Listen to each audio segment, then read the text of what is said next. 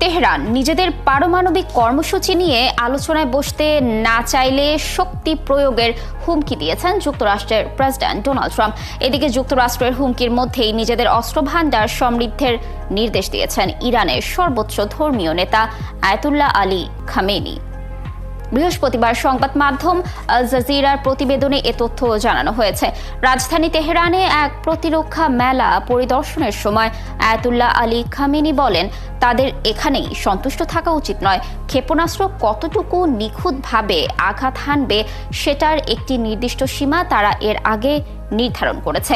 তবে এখন তারা মনে করছেন এটি অপর্যাপ্ত এবং তাদেরকে আরও সামনে এগোতে হবে। এছাড়া উন্নতি অব্যাহত রাখতে হবে। তিনি আরও বলেন, তাদের প্রতিরক্ষা শক্তির বিষয়টি সবাই জানে এবং এটা নিয়ে তাদের শত্রুরা খুবই ভীত। এ সময় দ্রুত সামরিক শক্তি বাড়াতে নিজেদের ক্ষেপণাস্ত্র সংখ্যা বাড়ানোর বিষয়টি আছে বলেও জানান খামেনি।